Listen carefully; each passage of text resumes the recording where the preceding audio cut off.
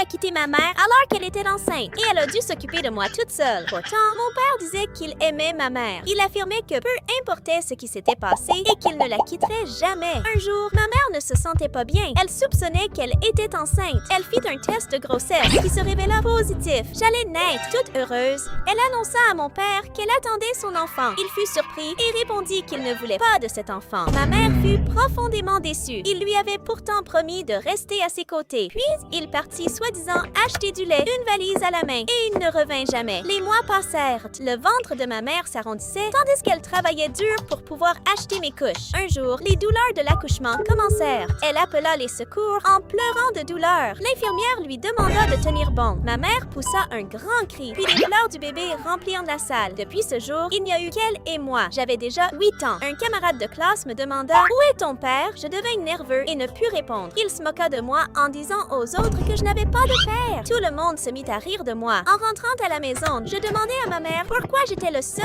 à ne pas avoir de papa. Elle me répondit qu'il nous avait abandonnés, mais qu'elle serait toujours là pour moi. Pendant que nous dînions, la sonnette retentit. Ma mère alla ouvrir. C'était le propriétaire ou son représentant. Il nous avertit que nous avions 2 jours pour payer le loyer. Ma mère fut désespérée car nous n'avions nulle part où aller. Elle décida alors de chercher un deuxième emploi. Elle commença à travailler dans un supermarché. Un jour, elle demanda une pause pour déjeuner, mais le responsable la lui refusa. Affamée, elle s'évanouit. Une ambulance arriva pour la transporter à l'hôpital. Je courus jusqu'à l'hôpital. Ma mère était très faible dans son lit. Je lui demandai comment elle allait, mais avant qu'elle ne puisse répondre, la porte s'ouvrit. Ma mère fut bouleversée en voyant le médecin entrer. Lui aussi fut surpris de la voir. Je demandai ce qui se passait. Ma mère m'expliqua que ce médecin était James, mon père. J'eus peur. Je n'aurais jamais imaginé le retrouver. Il s'approcha de moi et essaya de me prendre dans ses bras, mais je reculais. Je ne voulais pas le serrer contre moi. Je me mis à pleurer et lui demandai « Pourquoi m'as-tu laissé grandir sans père? » Il s'agenouilla devant moi, les larmes aux yeux. James expliqua que lorsqu'il avait appris la grossesse de ma mère, il venait aussi de découvrir qu'il souffrait d'une maladie très grave. Il s'était senti mal et s'était évanoui. À son réveil à l'hôpital, le médecin lui avait annoncé qu'il ne lui restait que 3 mois à vivre. Pris de panique, il avait répondu qu'il ne pouvait pas mourir car il allait avoir une fille. Le médecin lui proposa alors un traitement expérimental en Suisse. Il accepta immédiatement et partit sans attendre. Mon père passa toutes ces années à suivre ce traitement et ne venait de rentrer que récemment. Il affirma qu'il m'avait toujours cherché, mais qu'il n'avait jamais réussi à retrouver notre nouvelle adresse. Il me demanda de lui pardonner et promit qu'à partir de maintenant, il prendrait soin de ma mère. Et vous, pardonneriez-vous à votre père?